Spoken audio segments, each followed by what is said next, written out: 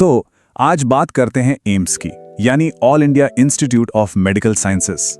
ये सिर्फ एक नाम नहीं, बल्कि भारत के हेल्थ केयर सिस्टम की रीढ़ है।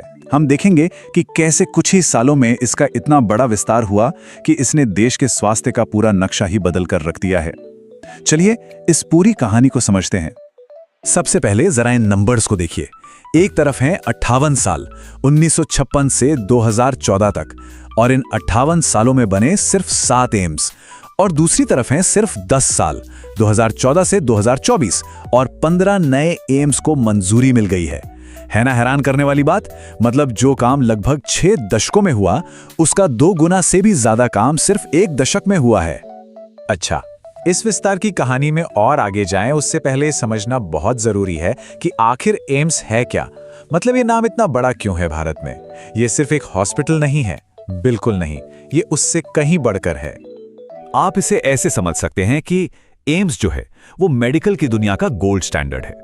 चाहे मेडिकल की पढ़ाई हो, नई नई रिसर्च हो, या फिर मरीजों का सबसे अच्छा इलाज, हर चीज में एम्स एक बेंचमार्क रहा है। पर इसमें एक बहुत बड़ी दिक्कत थी।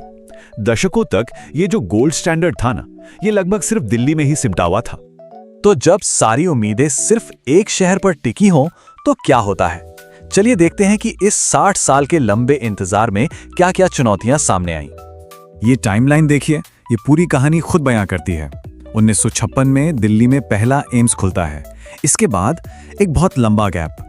फिर देखिए 2003 में जाकर प्रधानमंत्री स्वास्थ्य सुरक्षा योजना यानी PMSY आई, जिसमें 6 नए एम्स बनाने की बात हुई। पहल तो हुई, लेकिन रफ्तार बहुत ही धीमी थी, और नतीजा ये हुआ कि 2014 आते आते भी देश में कुल मिलाकर सिर्फ 7 एम्स थे, और उनमें से भी कई तो आप कह सकते आधे अधूरे ही चल रहे थे। और इस धीमी रफ्तार की कीमत कौन चुका रहा था? आम इंसान। सोचकर देखिए, पूरे देश से लोग इलाज की उम्मीद लेकर दिल्ली आते थे, और उन्हें क्या मिलता था? तारीख पर तारीख। रिपोर्ट्स बताती हैं कि इस लंबे इंतजार में ना जाने कितने मरीजों ने दम तोड़ दिया, सिर्फ इसलिए क्योंकि उन्हें वक्त पर इलाज नहीं मिल सका। लेकिन फिर 2014 के बाद तस्वीर पूरी तरह बदल गई। हेल्थ केयर को लेकर जो सोच थी, उसमें एक बहुत बड़ा बुनियादी बदलाव देखने को मिला। लक्ष्य बिल्कुल साफ था, इन बेहतरीन इंस्टीट्यूट्स को देश के कोने कोने तक पहुंचाना। और ये जो नंबर है 22, ये उसी इरादे का नतीजा है। आज की तारीख में पूरे भारत में 22 एम्स को मंजूरी मिल चुकी है। और ये सिर्फ एक नंबर नहीं है, ये एक पूरा नेटवर्क है। अब देखिए, सिर्फ दिल्ली पर निर्भर रहने की जरूरत नहीं। उत्तर में बठिंडा, बिलासपुर, पूरब में गोरखपुर, कल्याणी, पश्चिम में राजकोट, नागपुर, दक्षिण में मंगलगिरी, मदुरै, और तो और नॉर्थ ईस्ट में गुवाहाटी तक। मतलब अब टॉप क्लास हेल्थ केयर लोगों के घर के पास पहुंच रहा है। तो सवाल ये उठता है कि क्या ये सिर्फ नई नई बिल्डिंग्स बनाने की बात है? जी नहीं, इसका असर कहीं ज्यादा गहरा और चौतरफा है। इसके असर को हम 4 बड़े हिस्सों में देख सकते हैं। पहला, इससे इलाकों के बीच जो स्वास्थ्य सुविधाओं का गैप था, वो भर रहा है। दूसरा, मेडिकल एजुकेशन को जबरदस्त बूस्ट मिल रहा है। तीसरा, लोकल लेवल पर हजारों की तादाद में रोजगार पैदा हो रहे हैं।